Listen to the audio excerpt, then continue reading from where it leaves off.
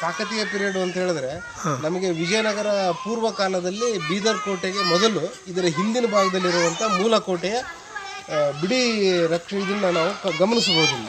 ಇಲ್ಲೇ ನಮಗೆ ಭವಾನಿ ದೇವಸ್ಥಾನ ಇದೆ. ಭವಾನಿ ಆರಾಧ್ಯ ದೇವತೆ ಆಗಿ ಆ ಸಂದರ್ಭದಲ್ಲಿ ಪ್ರಾಯಶಃ ಆ ಹಿನ್ನೆಲೆಯಲ್ಲಿ ಇದು ಮೂಲ ಸ್ವರೂಪದ ಈ ಕೋಟೆಗೆ ಬಹಮನಿಯವರು ಹೊಸ ಕೋಟೆನ ಎಕ್ಸ್ಟೆಂಡ್ ಮಾಡಿ ಕಟ್ಕೊಂಡಿರಲಿಕ್ಕೆ ಸಾಧ್ಯತೆಯನ್ನು ನಾವು ನೋಡಲಿಕ್ಕಿದೆ. ಇಲ್ಲಿ ಈ ಸ್ಥಳ ಏನಂತಾರೆ, ಈ ಒಳಗಡೆ ಏನೋ ಹೇಳ್ತಿರಲ್ಲ ಒಳಕೋಟೆ ಒಳಕೋಟೆ ಅಂತ ಇವ್ರು ಕರೀತಾರೆ. ಇಲ್ಲಿ ಒಳಕೋಟೆ ಅಂದ್ರೆ ಇದೇ ಮುಖ್ಯವಾದ ಕೋಟೆ ಅಂತ. ಈಗಲೂ ಜನಮಾನಸದಲ್ಲಿ ಒಳಕೋಟೆ ಅನ್ನೋದು ಇದೆ ಅಂದ್ರೆ ಇದೇ ಮುಖ್ಯವಾದ ಕೋಟೆ ಆಗಿತ್ತು ಆ ಸಂದರ್ಭದಲ್ಲಿ. ಹಿಂದೆ ಅವ್ರ ಪವರ್ ಹೆಚ್ಚಾದ್ಮೇಲೆ, ಬಹಮನಿ ಮುಸಲ್ಮಾನರ ಪವರ್ ಹೆಚ್ಚಾದ್ಮೇಲೆ ಅವರು ಈ ಕೋಟೆಯನ್ನ ಧ್ವಂಸ ಮಾಡಿ ಹಾಳು ಮಾಡಿ ಹೊಸ ಕೋಟೆಯನ್ನು ಕಟ್ಕೊಂಡಿರೋ ಸಾಧ್ಯತೆಗಳನ್ನು ನಾವು ಇಲ್ಲಿ ಗುರುತಿಸ್ಲಿಕ್ಕೆ ಸಾಧ್ಯತೆ ಇದೆ. ಇದೇ ಭವಾನಿ ಮಂದಿರ. ಇದೇ ಭವಾನಿ ಮಂದಿರ.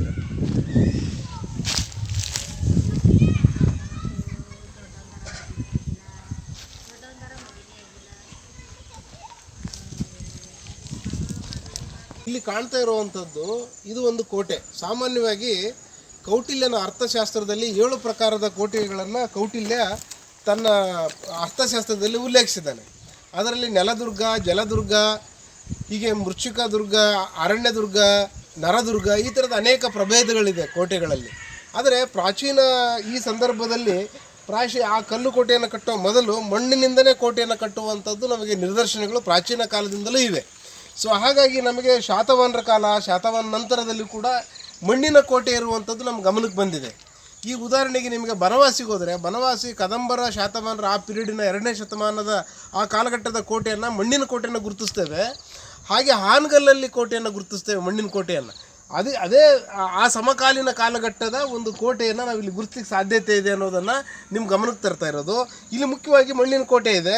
ಇಲ್ಲಿ ಅಲ್ಲಿ ಮಧ್ಯದಲ್ಲಿ ಜಂಬಿಟಿಗೆಯನ್ನು ಬಳಸಿದ್ದಾನೆ ಮಣ್ಣಿನ ಕೋಟೆಯಲ್ಲಿ. ಇದು ಭಾಳ ಮುಖ್ಯ, ನಾವು ಗಮನಿಸಬೇಕು. ಹಾನಗಲ್ಲಿನ ಕೋಟೆಯಲ್ಲಿಯೂ ಕೂಡ ಜಂಬಿಟಿಗೆಯನ್ನು ಬಳಸಿ ಮಣ್ಣಿನ ಕೋಟೆಯನ್ನು ಕಟ್ಟಲಾಗಿದೆ. ಹಾನಗಲ್ಲಿನ ಕೋಟೆ 9-10ನೇ ಶತಮಾನದ ಕೋಟೆ ಅದು. ಹಾಗೆಯೇ ಇದು ಕೂಡ 9, 10, 11ನೇ ಶತಮಾನದಲ್ಲಿ ಭಾಳ ಪ್ರಬಲವಾದಂಥ ಕೋಟೆಯನ್ನು ಇಲ್ಲಿ ಅರಸರು ಕಟ್ಟಿದ್ರು. ಇದು ಬೀದರಿನ ಈಗೇನು ಕೋಟೆ ಇದೆ, ಬೀದರಿನ ಕೋಟೆ, ಆ ಕೋಟೆಯ ಹಿಂಭಾಗದ ಒಳಭಾಗದ ಕೋಟೆಯಲ್ಲಿರುವಂಥ ದೃಶ್ಯವನ್ನು ಈಗ ನಾವು ನೋಡ್ತಾ ಇದ್ದೇವೆ. ಈಗೆಲ್ಲ ಇದೆಲ್ಲ ಜಿಕ್ಕು ಜಾಲೆ ಬೆಳೆದು ಮುಳ್ಳಿನ ಕಂಟೆಯಾಗಿದೆ. ಈ ಕೋಟೆ ಈಗ ಮರೆಯಾಗಿ ಹೋಗಿದೆ. ಮಣ್ಣಿನ ಕೋಟೆಯನ್ನು ನಾವು ಗಮನಿಸ್ಬೋದು. ಇಲ್ಲಿ ಮಣ್ಣಿನ ಕೋಟೆ ಇದೆ, ಅದರ ಲೇಯರ್ಸ್ಗಳೆಲ್ಲ ಇದ್ದಾವೆ. ಒಳಗಡೆ ಹೋಗಿ ನೋಡಿದಾಗ ಅದು ಕಾಣಿಸುತ್ತೆ. ಬನ್ನಿ ದಯವಿಟ್ಟು ನೋಡಿ ಬರುವ ಒಳಗಿನ ಕೋಟೆ ಭಾಗವನ್ನು ಗಮನಿಸ್ಬೋದು ನಾವು.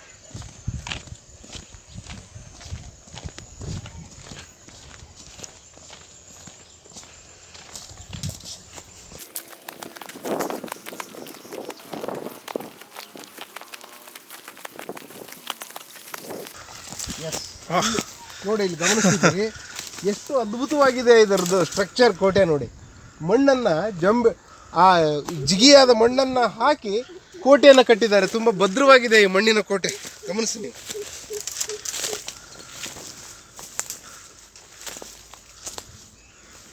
ಇದು ಈಗ ನೈಪಥ್ಯಕ್ಕೆ ಸರಿದೋಗ್ಬಿಟ್ಟೈತಿ ಈ ಕೋಟೆ ಭಾಗ. ಈಗ ಮುಖ್ಯವಾಗಿ ಪ್ರಜ್ವಲಿಸೋದು ಕಲ್ಲಿನ ಕೋಟೆ ಮಾತ್ರ. ಬೀದರಿನ ಕೋಟೆ ಬಹಮನಿಗಳ ಸಂದರ್ಭದಲ್ಲಿ, ಶಾಹಿ ಸುಲ್ತಾನರ ಸಂದರ್ಭದಲ್ಲಿ ಕಟ್ಟಿದ ಕೋಟೆಯೇ ಕಾಣಿಸ್ತದೆ ಹೊರತಾಗಿ ಇದು ಮಸುಕಾಗಿದೆ. ಇದು ಚರಿತ್ರೆಯಿಂದ ಕಣ್ಮರೆ ಆಗ್ತಾ ಇದೆ ನಿಧಾನಕ್ಕೆ. ಯಾಕೆಂದರೆ ಇದು ಅಲಕ್ಷ್ಯಕ್ಕೊಳಗಾಗ್ತಿದೆ. ಬಂದಂಥ ಪ್ರವಾಸಿಗ ಈ ಕೋಟೆಯನ್ನು ನೋಡೋದಿಲ್ಲ, ಅದರ ಬದಲಾಗಿ ಆ ಕಲ್ಲಿನ ಕೋಟೆಯನ್ನು ನೋಡ್ತಾನೆ ಬೀದರ್ನಲ್ಲಿ. ಇವತ್ತಿದು ಒಳಕೋಟೆ ಈ ಭಾಗ ಅತ್ಯಂತ ಪ್ರಾಚೀನ ಅನ್ನೋದು ಈ ಮಣ್ಣಿನ ಕೋಟೆಯಿಂದ ನೀವು ಗುರುತಿಸ್ಬೋದು. ಇದು ಎಷ್ಟು ಗಟ್ಟಿದೆ ನೋಡಿ, ಮಣ್ಣೆಲ್ಲ ಇದು ಮಣ್ಣಿಗಿಂತ ಗಟ್ಟಿಯಾದಂಥದ್ದು. ಇದು ಜಂಬಿಟಿಗೆಯನ್ನು ಹೇಗೆ ತಯಾರು ಮಾಡ್ತಿದ್ರು ಹಾಗೆ ಕೋಟೆಯನ್ನು ಕಟ್ಟಿದ್ರ ಬಗ್ಗೆ ನಮಗೆ ಲೇಯರ್ಸ್ಗಳನ್ನು ಗುರುತಿಸ್ಬೋದು. ಇಲ್ಲಿ ಇದನ್ನು ನಾವು ಗಮನಿಸ್ಬೋದು ಈ ಭಾಗವನ್ನು. ಇನ್ನು ಒಳಗಡೆ ಎಲ್ಲ ಇದೆ.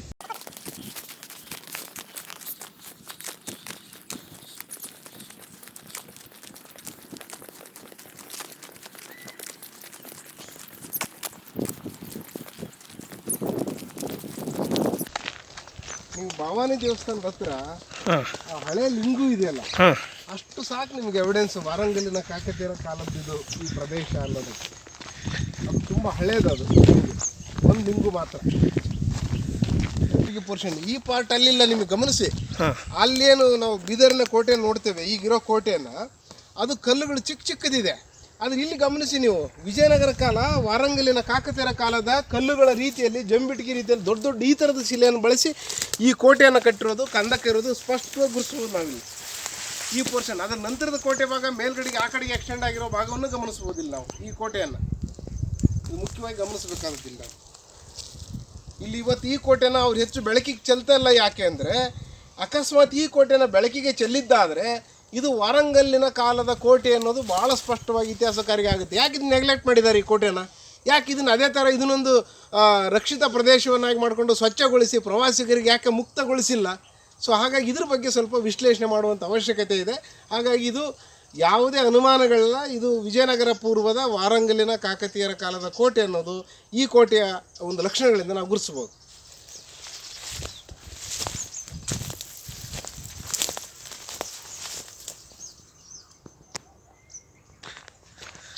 ಭಾಳ ಸ್ಪಷ್ಟವಾಗಿದೆ ನೋಡಿ, ಲೇಯರ್ಸ್ ಎಷ್ಟು ಚಂದಿದೆ, ಕೋಟೆ ಹಂತಗಳು ನೋಡಿ.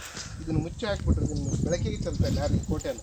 ಆ ಕೋಟೆ ಒಂದು ಹೈಲೈಟ್ ಮಾಡ್ತಾರೆ ಹೊರತಾಗಿ ನಂತರದ ಎಕ್ಸ್ಟೆಂಡ್ ಆಗಿರೋದು ಜೀರ್ಣೋದ್ಧಾರ ಆಗಿರೋ ಕೋಟೆ ಇದು. ಮೂಲ ಕೋಟೆ ಕಾಕತೀಯರದ್ದು. ಭಾಳ ಸ್ಪಷ್ಟವಾಗಿದೆ ಮಾಹಿತಿಗಳು, ತಗೊಳ್ಳಿ.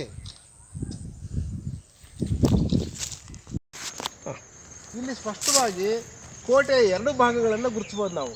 ಮೇಲಿನ ಭಾಗದ ಕಟ್ಟಡ, ಕೆಳಗಿನ ಭಾಗದ ಕೋಟೆ. ಕೆಳಗಿನ ಭಾಗದ ಕೋಟೆ ಮೂಲ ಕೋಟೆ ಅದು. ಆ ಮೂಲ ಕೋಟೆಯನ್ನು ವಶಪಡಿಸಿಕೊಂಡ ಮೇಲೆ ನಂತರದ ಬಹಮನಿಯ ಶಾಹಿ ಸುಲ್ತಾನರ ಈ ಸಂದರ್ಭದಲ್ಲಿ ಮೇಲಿನ ಕೋಟೆ ಜೀರ್ಣೋದ್ಧಾರಗೊಂಡಿದೆ. ಅದರ ಮೇಲ್ಭಾಗವನ್ನು ನಂತರ ಕಟ್ಟಿಕೊಳ್ಳಲಾಗಿದೆ. ಇದು ಕೆಳಗಿನ ಕೋಟೆ ಮೂಲ ಕೋಟೆ ಇದು. ಈ ಕೋಟೆಯ ಸ್ಪಷ್ಟವಾದ ಭಾಗವನ್ನು ನಾವು ಗುರುತಿಸ್ಬೋದು. ಮೇಲಿನ ಕೋಟೆಯ ಭಾಗ ಬೇರೆ ಇದೆ, ಕೆಳಗಿನ ಕೋಟೆಯ ಭಾಗ ಬೇರೆ ಇದೆ. ಮೇಲಿನ ಕೋಟೆಯ ಮೇಲೆ ಗಿಡಗಳು ಬೆಳೆದಿರೋದನ್ನು ವಿಶೇಷವಾಗಿ ನೀವು ಗಮನಿಸ್ಬೋದು. ವಿಶೇಷವಾಗಿ ಅದನ್ನು ಗಮನಿಸಿದಾಗ ಈ ಎರಡು ಪ್ರಕಾರದ ಕೋಟೆಗಳನ್ನು ನಾವು ಗುರುತಿಸಲಿಕ್ಕೆ ಸಾಧ್ಯ ಇದೆ. ಕೆಳಗಿನ ಕೋಟೆಗೆ ಪ್ರತ್ಯೇಕ ಕೈಪಿಡಿ ಗೋಡೆ ಇದೆ. ರೈಟ್ ಸೈಡಿಗೆ ಗಮನಿಸಿ ನೀವು, ಕೆಳಗಿನ ಕೋಟೆಗೆ ರೈಟ್ ಸೈಡ್ಗೆ ಕೈಪಿಡಿ ಗೋಡೆ ಪ್ರತ್ಯೇಕ ಇದೆ. ಇಲ್ಲೊಂದು ದ್ವಾರ ಬಾಗಿಲಿದೆ, ಇಲ್ಲಿ ದ್ವಾರ ಬಾಗಿಲು ನೋಡಿ ಮುಚ್ಚಿದ್ದಾರೆ. ಈ ದ್ವಾರ ಬಾಗಿಲು ಮೂಲ ಕೋಟೆ, ಇದು ಮೂಲ ಕೋಟೆಯ ದ್ವಾರ ಬಾಗಿಲು ಬೇರೆ. ಇದನ್ನು ನಾವು ಭಾಳ ಸ್ಪಷ್ಟವಾಗಿ ಗುರುತಿಸ್ಬೋದು. ಇದು ಮೂಲ ಕೋಟೆಯ ದ್ವಾರ ಬಾಗಿಲು. ಇದು ಅತ್ಯಂತ ಪ್ರಾಚೀನ ಕಾಲಘಟ್ಟದ, ಅಂದರೆ ಇದು ಬಹಮನಿ ಅರಸರಿಗಿಂತ ಪ್ರಾಚೀನವಾದಂಥ ಕೋಟೆ ಬಾಗಿಲನ್ನು ನಾವಿಲ್ಲಿ ಗಮನಿಸಲಿಕ್ಕೆ ಸಾಧ್ಯ. ಬರ್ರಿ ಇಲ್ಲಿ ನೋಡಿ, ಇಲ್ಲಿ ಒಂದು ದೇವಸ್ಥಾನದ ಇದನ್ನು ಹಾಕಿ ಕಟ್ಟಿರುವಂಥದ್ದು ವಾರಂಗಲಿನ ಕಾಕತೀಯರ ಸಂದರ್ಭದ ಕಂಬ. ಇದು ಪಿಲ್ಲರ್ ಭಾಳ ಸ್ಪಷ್ಟವಾಗಿ ಕಾಣುತ್ತದೆ. ಈ ಪಿಲ್ಲರು ಇದು ವಿಜಯನಗರ ಪೂರ್ವಕಾಲದ ಪಿಲ್ಲರ್. ಇದು ವಿಜಯನಗರ ಕಾಲದ ಪೂರ್ವಕಾಲದ ಪಿಲ್ಲರ್. ಇದು ಈ ದೇವಸ್ಥಾನದ ಒಂದು ಪಿಲ್ಲರನ್ನು ಬಳಸಿ ಕೋಟೆ ಗೋಡೆಯನ್ನು ನಿರ್ಮಾಣ ಮಾಡಿರೋದು ಭಾಳ ಸ್ಪಷ್ಟವಾಗಿ ಇದರಿಂದ ನಮಗೆ ಗೋಚರ ಆಗುತ್ತೆ. ಈ ಕೋಟೆ ಪ್ರಾಚೀನವಾದ್ದು. ಇದರ ಮೇಲಿನ ಭಾಗ ಎಕ್ಸ್ಟೆಂಡ್ ಆಗಿರೋದು ಇಲ್ಲಿ ಗುರುತಿಸ್ತೇವೆ, ಬೇರೆ ಭಾಗವನ್ನು ಗುರುತಿಸ್ತೇವೆ. ಇದು ಇಲ್ಲಿಯ ದ್ವಾರ ಬಾಗಿಲು, ಇಲ್ಲಿ ಭಾಳ ಸ್ಪಷ್ಟವಾಗಿದೆ. ಈ ಬಾಗಿಲನ್ನು ನಾವು ಇವತ್ತು ಅಧ್ಯಯನ ಒಳಪಡಿಸಿದಾಗ ಹೆಚ್ಚಿನ ಮಾಹಿತಿಗಳು ಕಂಡು ಬರ್ತವೆ. ಇದನ್ನು ಲಾಕ್ ಮಾಡಲಾಗಿದೆ. ಯಾಕೆ ಲಾಕ್ ಮಾಡಿದ್ದಾರೆ ಇದನ್ನು? ಇದ್ರ ಬಗ್ಗೆ ಸ್ವಲ್ಪ ನಮಗೆ ಆಸಕ್ತಿ ಇದೆ. ಯಾಕೆ ಇದನ್ನು ಲಾಕ್ ಮಾಡಲಾಗಿದೆ? ಅಲ್ಲಿ ನೋಡಿ, ನಮ್ಮ ವಿಜಯನಗರ ಕಾಲದ ಏನು ಆನೆ ಲಾಯಗಳನ್ನು ಕಟ್ಟಿರೋ ರೀತಿಯಲ್ಲಿನೇ ಅಲ್ಲಿ ಆ ಗುಮ್ಮಟಾಕಾರದ ಕಟ್ಟಡಗಳನ್ನು, ಮಂಟಪಗಳನ್ನು ಒಳಭಾಗದಲ್ಲಿ ಗುರುತಿಸ್ತೇವೆ. ಈ ಪೋರ್ಷನ್ನು ವಿಜಯನಗರ ಕಾಲದ ಕೋಟೆಯಲ್ಲಿ ಒಂದು ಬಾಗಿಲು ಪ್ರವೇಶ ಮಾಡುವಾಗ ಯಾವ ರೀತಿ ಇತ್ತು, ಅದೇ ರೀತಿಯ ಬಾಗಿಲು ಒಳಗಡೆ ಪ್ರವೇಶ ಮಾಡುವಾಗ ಆ ರೀತಿಯ ಲಕ್ಷಣವನ್ನು ಇಲ್ಲಿ ನೋಡ್ತಾ ಇದ್ದೇವೆ. ಬಟ್ ಇಲ್ಲಿ ಏನಾಗಿದೆ, ಯಾಕೆ ಈ ಕೋಟೆಯನ್ನು ಕ್ಲೋಸ್ ಮಾಡಲಾಗಿದೆ? ಇದನ್ನು ಓಪನ್ ಮಾಡಿ ಸರ್ಕಾರದಿಂದ, ASIಯಿಂದ, ರಾಜ್ಯ ಪುರಾತತ್ವ ಇಲಾಖೆಯಿಂದ ಅಧ್ಯಯನಕ್ಕೊಳಪಡಿಸಿದಾಗ ಇದರ ನಿಜವಾದ ಇತಿಹಾಸವನ್ನು ಹೊರತರಲಿಕ್ಕೆ ಸಾಧ್ಯ ಆಗುತ್ತೆ. ಇಲ್ಲದೆ ಹೋದರೆ ನಮ್ಮ ಪ್ರವಾಸಿಗರಿಗೆ, ಬರುವಂಥವರಿಗೆ ಆ ಕೋಟೆಯನ್ನು ತೋರಿಸಿ ಇದೇ ಬೀದರ್ ಕೋಟೆ ಅಂತ ಹೊರಗಡೆ ಕಳಿಸ್ತಾರೆ. ಇದು ಮೂಲ ಕೋಟೆ. ಇದು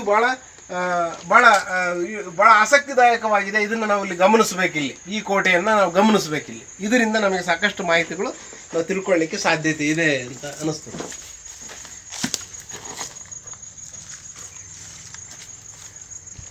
ಇಲ್ಲಿ ನೋಡಿ, ಈ ಕೋಟೆನ ಮುಚ್ಚಿಬಿಟ್ಟಿದ್ದಾರೆ ಇಲ್ಲಿ. ಎಸ್, ಇಲ್ಲಿ ಒಂದು ನೋಡಿ, ಆ ಕಡೆ ಈ ಕಡೆಗೆ ದೇವಸ್ಥಾನದ ಕಂಬಗಳನ್ನೇ ಹಾಕಿ ಕೋಟೆ ಗೋಡೆ ನಿರ್ಮಾಣ ಮಾಡೋದು ಭಾಳ ಸ್ಪಷ್ಟವಾಗಿ ಗಮನಿಸ್ತದೆ. ಇದಕ್ಕೆ ಕರೆಕ್ಟ್ ಈಕ್ವಲ್ ಆಗಿ ಇನ್ನೊಂದು ಕಂಬವನ್ನು ಹಾಕಿ ಇಲ್ಲಿ ಕೋಟೆ ಗೋಡೆಗೆ ಮೇಲ್ಗಡೆ ಕೋಟೆ ಗೋಡೆ ನಿರ್ಮಾಣ ಮಾಡಿರುವಂಥದ್ದನ್ನು ನಾವು ಗುರುತಿಸ್ಬೋದು. ಇಲ್ಲಿ ಶಾಸನ ಕೆತ್ತಿದಾರೋ ಏನೋ, ಶಾಸನ ಕಾಣಿಸ್ತಾ ಇಲ್ಲ. ಶಾಸನ ಕೆತ್ತಲಿಕ್ಕೆ ಮಾಡಿರಬೇಕು. ಇದು ನುಣುಪಾಗಿದೆ, ಇದನ್ನು ನೋಡಿದರೆ ಗಮನಿಸಿದರೆ. ಬಟ್ ಶಾಸನವನ್ನು ಕೆತ್ತಲಿಲ್ಲ ಶಿಲ್ಪಿ, ಯಾವ ಕಾರಣಕ್ಕಂತ ಗೊತ್ತಿಲ್ಲ. ಅದು ತುಂಬ ಸೌದಿದೆ. ಅದು ಸರ್ಫೇಸ್ ಫಿನಿಶ್. ಹೌದು, ಕಾಕತೀಯರ ಹೌದು, ಫಿನಿಶ್ ಮಾಡಿದ್ದಾನೆ ಅದನ್ನು ಮಾಡಲಿಕ್ಕೆ ಅಂತ. ಯಾಕೋ ಶಾಸನವನ್ನು ಕೆತ್ತಿಲ್ಲ, ಅಥವಾ ಕೆತ್ತಿದ ಶಾಸನ ಯಾವ ಭಾಗ ಒಳಭಾಗಕ್ಕಿದೆಯೋ ಗೊತ್ತಿಲ್ಲ. ಇದ್ರದ್ದೊಂದು ಸಂಶೋಧನೆ ನಮಗೆ ಸ್ಪಷ್ಟವಾಗಿ ಆಗಬೇಕು. ಸೊ ಹಾಗಾಗಿ ಇದೊಂದು ಭಾಳ ಮುಖ್ಯವಾದಂಥ ಅಧ್ಯಯನದ ಇದರಲ್ಲಿದ್ದೀವಿ ನಾವು. ಇದನ್ನು ಗಮನಿಸ್ಬೇಕು ನಾವುಗಳೆಲ್ಲ. ಇದು ಭಾಳ ಇಂಟ್ರೆಸ್ಟಿಂಗ್ ವಿಷಯ. ಇದು ಬೀದರ್ನಲ್ಲಿ ಈ ಭಾಗದ ಬಗ್ಗೆ ಯಾರು ಬೆಳಕನ್ನು ಚೆಲ್ಲದೆ ಇರುವಂಥದ್ದು ಯಾಕೆ ಅನ್ನುವಂಥ ಪ್ರಶ್ನೆಯನ್ನು ನಮಗೆಲ್ಲ ಮೂಡಿಸ್ತದೆ. ಆ ಕೋಟೆ ಬಗ್ಗೆ ನಾವು ಹೇಳ್ತೇವೆ, ಬಂದು ಪ್ರವಾಸಿಗರಿಗೆ ಕೊಡ್ತೇವೆ, ಇದನ್ನು ಸ್ವಚ್ಛಗೊಳಿಸಲಿಲ್ಲ ಯಾಕೆ, ಇದನ್ನ ಯಾಕೆ ಮುಚ್ಚಿ ಹಾಕಿದ್ವಿ, ಇದ್ರ ಬಗ್ಗೆ ಸ್ವಲ್ಪ ಸಂಶೋಧನೆ ಆದರೆ ಪ್ರಾಯಶಃ ಒಂದು ಹೊಸ ಹೊಳವುಗಳನ್ನು ನಾವು ಇತಿಹಾಸದಲ್ಲಿ ಕೊಡಲಿಕ್ಕೆ ಸಾಧ್ಯ ಆಗುತ್ತೆ ಅಂತ ಈ ಲಕ್ಷಣ ನೋಡಿದಾಗ ನಮ್ಗೆ ಅನಿಸ್ತದೆ.